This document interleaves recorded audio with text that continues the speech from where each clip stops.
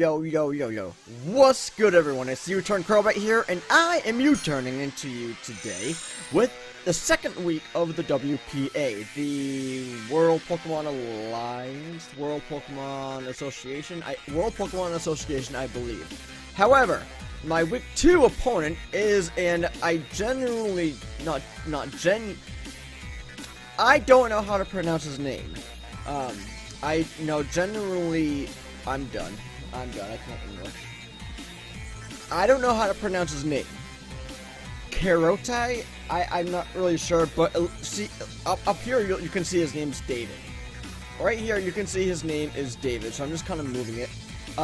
And week 2 is kind of interesting because we brought some sets that I didn't think we were going to use, really. And one set I'm most talking of is the Gourgeist. Because as you can see, I'm bringing a Nidoqueen. It's a normal Nidoqueen, you know, with Ice Beam and Shadow Ball, Sludge Wave, and just all that type of stuff, Life Orb, of course. And so we're bringing Nidoqueen, the Galvantula, who has the Sticky Webs, of course, Sashed, and the Bisharp, who is Expert Belt, Knockoff, Sucker Punch, Iron Head, and Knockoff, Sucker Punch, Iron Head, and Sucker Punch? No, I forget the fourth move. Anyways, so we're bringing the Expert Belt Bisharp and the Blastoise, who is our Mega. The Blastoise is our Rapid Spinner, and he's going to be our physical tank.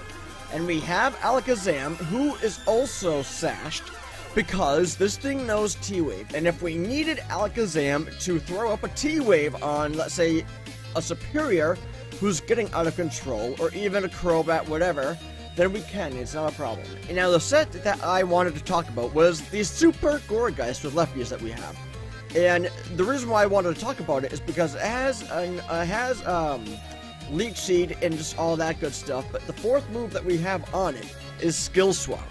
So, if we needed to Skill Swap, let's say, a potential Clefable, we can steal that Magic Guard, or we could steal that Unaware.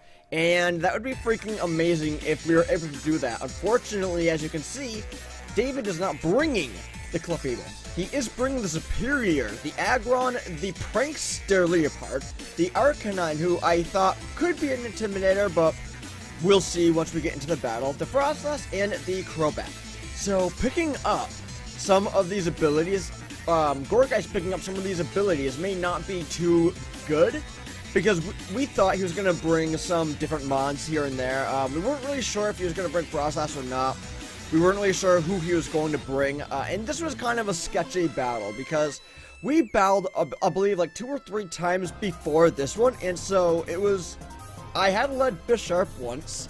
So this time around, I wanted to lead Suzy-Q. And I told him that we were going to have different leads. Apparently, he didn't get the memo. So he's going to go ahead and confuse me, because why not? He wants to be, his Crobat wants to be annoying. He wants his Crobat to be annoying. So, it is what it is. I was going to go for the Ice Beam on the Crobat because I wanted to kill this thing already. As much as I love Crobat, it can be very, very annoying. So he's going to Super Fang me, bringing my health down to half, because Super Fang always does half. And so now I'm finally able to break out of confusion, and I'm just going to hit a massive Ice Beam on this Crobat, taking him out, which is phenomenal because Crobats are usually fast as hell, and they're usually kind of annoying with they obviously confuse Ray, Super Fang, and you know, Brave Bird can be kind of messy. So I'm going to switch out because I know what's coming, and I'm going to go into Crush. I figured a T-Wave was going to come my way, so I thought, you know, if Blastoise gets T-Wave, it's not huge, it's not a problem really, but luckily for me, he goes for a knockoff, and that's even better because I'm holding the Mega Stone, so it doesn't really matter. He's not going to be able to knock off my Mega Stone. But now I do have the Dark Pulse, which obviously Leopard is part Dark, so having Leopard get hit with a Dark Pulse is kind of stupid. And I don't know why I was looking at Dark Pulse as my solution to take out Leopard when I was battling. I don't know why. Scald would have done a hell of a lot more, and I would have most likely got a burn. Unfortunately, I didn't really think, and I made some sloppy plays, as you were going to see, because unfortunately, I wasn't thinking right, and I don't know. But I'm going to switch out. I'm going to switch out because I did not want this thing to knock off. I did not want this thing to para. I did not want this thing to do anything. And, Gourgeist, actually, it either has the Lefties or has the Cobra Berry. One of the two, I kind of forget. But now, obviously, Blastoise is a parrot, and I can't do a damn thing. Now, he can knock off all he wants. I know he just wants to get some, damage, and that's fine. The reason why I keep going for Dark Pulse, I'm sure it's annoying all of you guys who are watching, but the reason why is because I was just out of my mind during this battle, because this was like the third or fourth battle that we had, and at that point in time, I was like, what the fuck is going on? We kept getting DC after DC, and shit was just going wrong, and at that point, I wanted to be a complete asshole and just flinch the fuck out of him. Unfortunately, I wasn't getting any flinches, which is obvious, but I wasn't thinking straight. I was not thinking straight. So, I'm going to bring in Gourgeist to eat up any potential Leaf Storms. And I know that I can. But right now, I wanted to try a skill swap because I wanted Superior to get my, my Frisk. So now, I did take the Flash Fire, which would be a great idea if I knew what the fuck I was doing. But clearly, I have no idea what I'm doing, because luckily for me, though, he switches out. But the problem is that I switched out, too. The Arcanine would not be able to touch me. I would have been able to get a free Leech Seed up if I really, really wanted to, because Arcanine would not be able to touch me with the Flare Blitz because I stole the Flash Fire. I'm gonna go into Blastoise because I thought maybe he was going to stay in, and I could just eat up the Flare Blitz and go for a Scald. Unfortunately for me, that's not really what happened. But Blastoise is obviously going to get stuck in the Confuse and the Para right now. Now, he figured that Extreme Speed was going to take me out. Thank God it didn't. I'm going to hit off a massive Scald on this Arcanine, just barely making it live. Now, he's going to go for another Extreme Speed right here. I'm not really sure what he wanted to do. He was maybe hoping that I would get hit with a Para, and he was going to be able to kill me off with an Extreme Speed. Luckily, that did not happen, and luckily for me, I was able to take out the Arcanine with the Scald about 2 times. So now, I'm just going to allow Crush to go down. If he wants to go for a knockoff, whatever, it's fine, because Scald, Blastoise with Scald put in the work. He was able to take out the Arcanine like I wanted. So now, I don't know why I went into Alakazam. Like I said, I was just out of my mind. I was not thinking right. I don't know. I was just kind of annoyed that we had like 3 or 4 battles, so I just wasn't thinking right at all. But luckily for me, I'm not able to get stuck in the Para, and I'm able to take out the Leopard with a Shadow Ball. Thank God for me that happened. Now he's going to go into the Aggron, which usually would be able to eat up any sort of attacks. But I do pack the Focus Blast on here, so this Focus Blast, as you're going to see momentarily, does do a decent amount to this Mega Aggron. Now, he's going to be able to outspeed me and hit off an Iron Head, which does a lot of damage. Thank God. 1, I did not get stuck in the Para, and thank God, 2, I lived from a freaking Iron Head, because I know how weak Alakazam can be. But that Focus Blast did so much damage that now I can go into Helena, and I can eat up any attacks that this Mega Aggron wants to dish out, and I can dish attacks back myself. I mean, I do have the Leech Seed, so I can just sap him away, until he dies. That Iron Head right there, though, did a little bit more damage than I wanted to. I know Helena is one of my physical mons who can take those Iron Heads. And as you can see right there, he's not holding the Cobra Berry at all. He's actually a lefty's Super Gourgeist. And I'm going to allow Helena Bonham to get paired right here, simply because I don't want any other Pokemon to get paired. I'm trying to preserve Bisharp at this point in time. I want him to be in the back of my team, just so I can bring him late game and just go for knockoff or sucker punch or whatever the game needs it to be. Whatever I need, I can just go for. I do not want Bisharp to get paired. I don't want him to get any damage or anything. So I'm trying to keep him in the back, safely in the back. So now, I was gonna go for a freaking Leech Seed, but of course, my goddamn luck, I get stuck in the Para. So now, I mean, it's kind of, I don't really mind, because I do get more Lefty's recovery, which is perfect for me. Now, Frostas is gonna taunt the bejesus out of me, and I can't skill swap. And the reason why I went for skill swap is because I don't fucking know. And I went for skill swap just because I wanted, I know that Frostas' ability would not benefit me at all. So it didn't really make sense that I was going to steal Frostlass's ability. like I mentioned, I did make some questionable plays. I did make some very rash decisions, and I made some bad plays. I just wasn't thinking clearly. I wasn't thinking right.